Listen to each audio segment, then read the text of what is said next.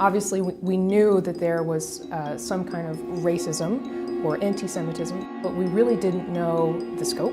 These men, these heroes, have done actions that even today we see in combat that have been awarded the Medal of Honor, yet just because they were Black or Native American or Asian American or Jewish American, simply based on something so superficial, they didn't receive the honor that they deserve.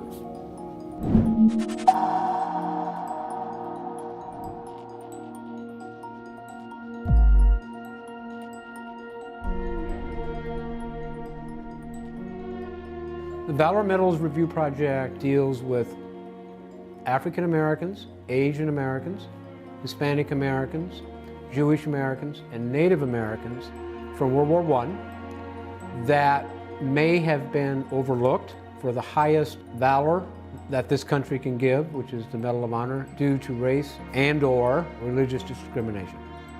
Although there's been systematic reviews of every other war, World War I has been left untouched. We ended up meeting with the World War I Centennial Commission and a number of other organizations in the country and decided we were going to perform one of the largest systematic reviews that the world has ever seen. Which is profound. It's never been done before.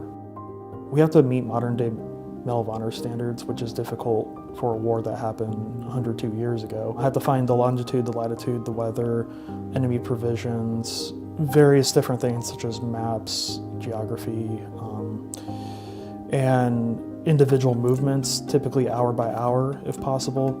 And so in order to acquire that information, I had to dig through different documents, whether it's from the military itself or historical accounts, journals, letters, correspondence, military orders, so on and so forth. And I just kind of put together the story for each person. Were they crawling through the mud in the rain, through barbed wire while being shot at, and artillery blowing up around them, gas in the air, for each individual, so that they understand that it wasn't a small action, but it was significant, and that's why we're doing this.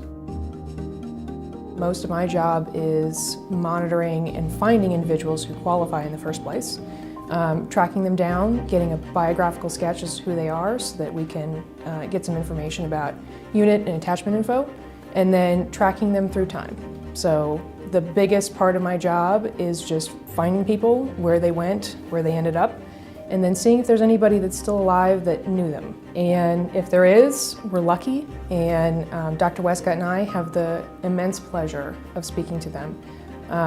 What they recall about the individual, if they never knew them, what the family recalls about the individual.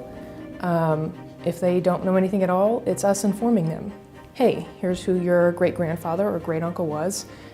We are so proud to be working with him in his service, and we want to tell you about him.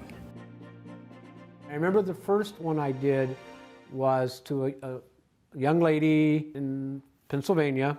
So I called her and told her who we were, what we were doing, and then asked her if she was related to this particular person. There was dead silence. And pretty soon all I heard was weeping. And I said to her, I said, "Ma'am, are you okay?" And she said, "We've waited 100 years for this phone call." This is important because these are some individuals that are some of the most wonderful men we have ever read about and have ever done any work on. And yet their name does not remain in the history books along with other individuals. Nobody ever knew what they did and why they deserve more credit than they actually got. Valor never expires, and our support for veterans should never expire.